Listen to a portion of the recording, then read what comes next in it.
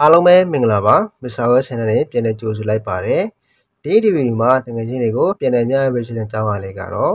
phone power အလိုလျောက်ပိတ်သွားပြီးတော့မှပြန်ဖွင့်လို့မရတဲ့ပြဿနာကိုဘယ်လိုဖြေရှင်းရမလဲဆိုတာကိုဒီဗီဒီယိုမှာတကယ်ချင်းတွေကိုပြန်လည်မျှဝေတာပဲဖြစ်ပါတယ်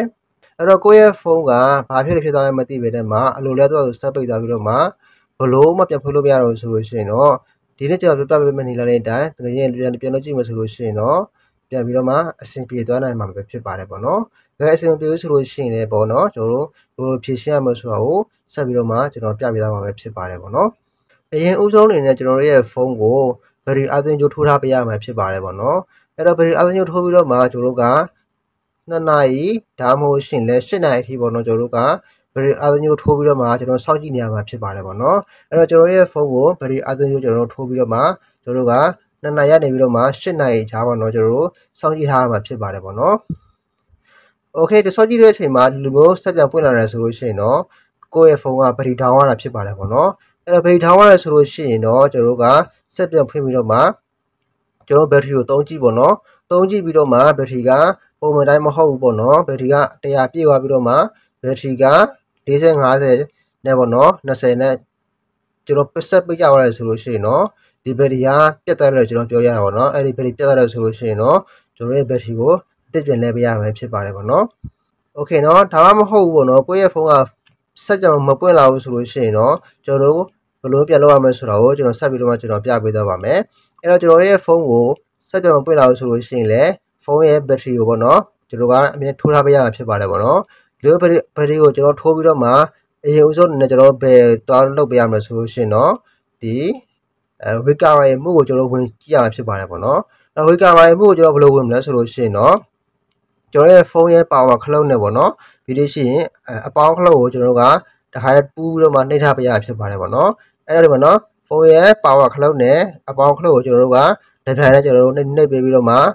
ှဒီကျွန်တော်က recovery mode ကိုကျွန်တော်ဝင်ပေးရဖြစ်ပါတယ်ပေါ့နော်။အဲ့တော့ကျွန်တော်ရဲ့ဖုန်း power ကိုကျွန်တော်က plug ဒီပေါ့နော်။ဖုန်းအားလုံးကျွန်တော်ထိုးထားမယ်ပြီးရင်ဖုန်း power ခလုတ်နဲ့အပေါင်းခလုတ်ကိုပေါ့နော်ကျွန်တော်တို့ကတစ်ပြိုင်တည်းကျွန်တော်တို့ဖိနှိပ်ထားပေးရမှာဖြစ်ပါတယ်ပေါ့နော် recovery mode ကိုကျွန်တော်တို့ကဝင်ကြည့်ရမှာဖြစ်ပါတယ်ပေါ့နော်အဲ့တော့ recovery mode ကိုကျွန်တော်ဝင်ပေးလိုက်ပါနော်ကျွန်တော်တို့ခါတဲ့တစ်ပြိုင်တည်းကျွန်တော်ဖိနှိပ်ထားပေးလိုက်ပါကျွန်တော်ဖိနှိပ်ထားပြီးတော့မှဒီလိုမျိုးဆက်ပွင့်လာတယ်ဆိုလို့ရှိရင်တော့ကျွန်တော်တို့ကဒီ power cloud ကိုကျွန်တော်လွတ်လိုက်ပါပြီးရင်တော့ဒီအပေါင်းခလုတ်ကိုကျွန်တော်ဆက်ပြီးတော့ကျွန်တော်နှိပ်ပေးထားမှာဖြစ်ပါတယ်ပေါ့နော်ပြီးရင်တော့သူက recovery mode ထဲကိုသူကဝင်သားပေးရဖြစ်ပါတယ်ပေါ့နော်ဒါဆိုလို့ရှိရင်တော့ recovery mode ထဲကိုကျွန်တော်ဝင်ရဖြစ်ပါတယ်ပေါ့နော်အဲ့တော့ဒီလို recovery mode ကိုကျွန်တော်ဝင်သေးတယ်ဆိုလို့ရှိရင်တော့ကျွန်တော်ကဒီပြန်ပြီးတော့မှ power ပြန်ပွင့်သွားလောက်ပါပေါ့နော်ဒီမှာဆိုလို့ရှိရင် recovery mode မှာကျွန်တော်ဘာဖြည့်ရှင်းလို့ရတယ်ဆိုလို့ရှိရင်တော့ကျွန်တော် data လည်းကျွန်တော်ရှင်းလို့ရတာပေါ့နော်ဒါကကျွန်တော်ပြပေးတော့ပါဘူးအခုနောက်ပိုင်း version နဲ့ကြတော့စိတ်အဆင်မပြေလို့ပေါ့နော် version မြင်ပါလို့ရှိရင်တော့ကျွန်တော်က lock ဖြည့်လို့တိတ်မအဆင်မပြေတော့ဘူးเนาะဒါဆိုရင်ကျွန်တော်ခုနက3ခုတော့မှကျွန်တော်ဖြည့်ရတာဖြစ်ပါတယ်ဒါကျွန်တော်ပြပေးတော့ဘူးเนาะ okay တော့ဆိုလို့ရှိရင်တော့ကျွန်တော် recovery mode ကိုကြိုးကြပါပြီဆိုလို့ရှိရင်တော့ဒီကကိုကျွန်တော်ကပြတ်ထွက်ပေးရဖြစ်ပါတယ်ပေါ့เนาะအဲ reboot နေအောင်နှိပ်ပြီးတော့မှကျွန်တော်ကဒီပေါ့เนาะကျွန်တော်ကဒီခလုတ်လေးရှိပါတယ်ပေါ့နော်ဒီအပေါင်းခလုတ်နဲ့ဒီအနှုတ်ခလုတ်ရှိပါတယ်ပေါ့နော်အဲ့ဒါဘာမှမနှိပ်ပါဘူးဒီခလုတ်မနှိပ်နဲ့နော်ကျွန်တော်တို့ကဒီ power ခလုတ်ကိုကျွန်တော်နှိပ်ပေးလိုက်ပါနော်ဒီညပါနော် reboot ညမှာကျွန်တော်တို့ကထားပြီးတော့မှအပြာထောင်းကိုထားပြီးတော့မှ power ခလုတ်ကိုကျွန်တော်ချက်နှိပ်ပေးလိုက်ပါပြီးရင်တော့ reboot to system ကိုပဲကျွန်တော်နှိပ်ပေးလိုက်ပါနော်ထားပြီးတော့မှအဲ့ဒီညမှာကျွန်တော်ထားပြီးတော့မှ power ခလုတ်ကိုကျွန်တော်တို့က power ခလုတ်ကိုကျွန်တော်ချက်နှိပ်ပေးလိုက်ပါနော်ဒါကတော့ recovery mode ကနေကျွန်တော်ပြန်ထပ်တာပေါ့နော်ပြီးလို့ရှိရင်ဖုန်းဆက်ပြန်ပွင့်လာမှာဖြစ်ပါတယ်ကျွန်တော်ခဏစောင့်ပေးလိုက်ပါနော်ဒါကတော့ recovery mode ကိုကျွန်တော်ဝင်ပြီးတော့မှစမ်းကြည့်တာပေါ့နော် recovery mode ဝင်လို့ရသေးတယ်ဆိုလို့ရှိရင်တော့ကျွန်တော်တို့ကဒီလိုမျိုးဒီဖုန်းရတာပေါ့နော်ဒီဖုန်းကိုတွားလို့အဲ့လို set down ရတာဖြစ်ပါတယ်ပေါ့နော် set down သွားပြီးတော့မှ file ပြည့်သွားတာဖြစ်ပေါ့နော်ချို့ဆိုလို့ရှိရင်set မနိုင်တာပေါ့နော် set ဟန်းနိုင်တယ်ကျွန်တော်ဖြစ်တာပေါ့နော်အဲ့ဒါအဲ့လိုမျိုးကျွန်တော်တို့က set တွေ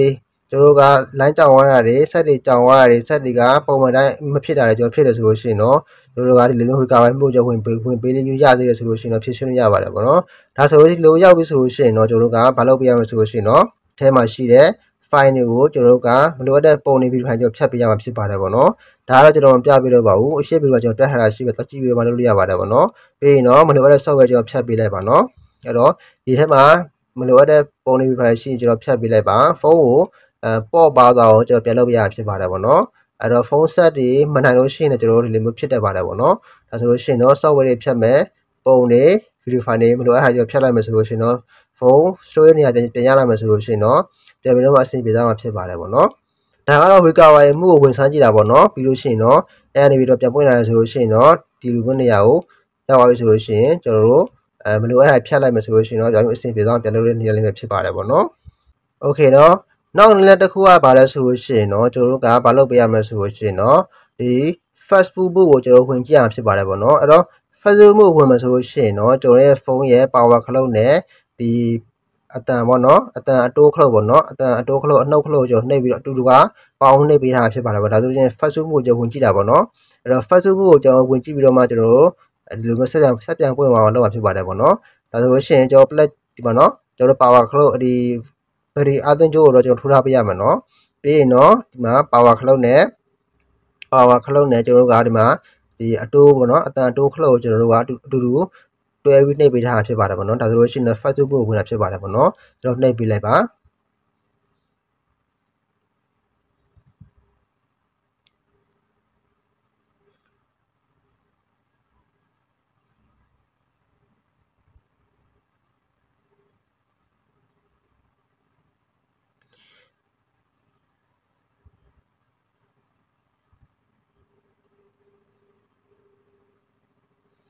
ဒီလိုမျိုးဆက်ပွင့်လာရင်တော့ဒီမှာတော့ဒီ Facebook မှုကိုသူရောက်လာဖြစ်ပါတယ်ပေါ့နော်ဒါဆိုလို့ရှိရင်တော့ကျွန်တော်ဒီမှာဒီ Facebook မှုကိုရပြီဆိုလို့ရှိရင်တော့ကျွန်တော်ဖြည့်ရှင်းလို့ရပါတယ်ပေါ့နော်ဒီ logo တွေရက်သွားတာတွေဒီလိုမျိုးဆက်လိုက်လုံးဝပြတ်ဖွင့်လို့မရတော့တာတွေအခုနောက်အတိုင်းပေါ့နော်လုံးဝလုံးလို့မရတော့ဆိုလို့ရှိရင်တော့ဒီ Facebook ကနေပြီးတော့မှကျွန်တော်ဘာလုပ်လို့ရတယ်ဆိုလို့ရှိရင်တော့ဒီ software ပြန်ရေးလို့ရပါတယ်ပေါ့နော် software ပြန်ရေးရဲဆိုတာကတော့ဒီပြန်ပြီးတော့မှအသစ်ပြန်ထည့်တာပေါ့နော်သူရဲ့ file တွေအားလုံးပေါ့နော်ပြတ်သွားတဲ့ဟာတွေလုံးဝသုံးလို့မရတဲ့ဟာတွေအားလုံးကိုဒီ Facebook ကနေပြီးတော့မှကျွန်တော်ကဒီ computer ချိတ်ဆက်ပြီးတော့မှကျွန်တော်အားလုံးပေါ့နော်သူရဲ့ဟို file တွေအားလုံးကိုပြန်ထည့်တာဖြစ်ပါတယ်ပေါ့နော်ဒီ Facebook ကနေပြီးတော့မှဖွင့်လို့ရတယ်ဆိုလို့ရှိရင်တော့ကျွန်တော်ရဲ့ဖုန်းကိုပြန်ပြီးတော့မှပြတ်သွားတဲ့ဟာတွေပေါ့နော်ပြန်ပြီးတော့မှ software အသစ်ပြန်ရေးလိုက်မယ်ဆိုလို့ရှိရင်ပြန်ပြီးတော့အဆင်ပြေဖြစ်ပါတယ်ပေါ့နော်ဒီ Facebook ကကျွန်တော်ပြန်ထွက်မယ်ဆိုလို့ရှိရင်တော့ကျွန်တော်က power cloud ကိုကျွန်တော်အကြိုက်နှိပ်ပြီးတော့မှထားလိုက်မယ်ဆိုလို့ရှိရင်တော့ဒီ Facebook ကနေပြန်ထွက်မှာဖြစ်ပါတယ်ပေါ့နော်အဲ့တော့ဒီမှာနော်ဒီ power cloud ကိုကျွန်တော်အကြိုက်နှိပ်ပေးထားလိုက်ပါနော်ဒါဆိုလို့ရှိရင်တော့ဆက်ပိတ်သွားမှာဖြစ်ပါတယ်ပေါ့နော်ပြီးလို့ရှိရင်တော့ဒီ Facebook ကနေပြန်ထွက်မှာဖြစ်ပါတယ်ပေါ့နော်ဒါကတော့ဒီ Facebook ကိုကျွန်တော်တို့ကရမရပေါ့နော်ကျွန်တော်စမ်းသပ်တာဖြစ်ပါတယ်ပေါ့နော်ရတယ်ဆိုလို့ရှိရင်တော့ဒီ Facebook ကနေပြီးတော့မှ software ပြန်ရေးပြီးတော့မှပြန်သုံးလို့ရအောင်လုပ်မှာဖြစ်ပါတယ်ပေါ့နော်ဒါဆိုလို့ရှိရင်တော့ကိုကျွန်တော်ပြပေးနေကတော့ဒီကိုယ့်ရဲ့ဖုန်းကိုပေါ့နော်ဒီဖုန်း power လိုလောက်ပိတ်သွားပြီးတော့မှလောကပြန်ဖွင့်လို့မရတော့ဆိုလို့ရှိရင်တော့ကျွန်တော်ဆိုင်ပို့စရာမလိုပဲတော့เนาะကိုယ်တိုင်ဖြည့်ရှင်းလို့ရတဲ့နည်းလမ်းလေးကိုကျွန်တော်ပြပေးတာဖြစ်ပါတယ်ပေါ့နော်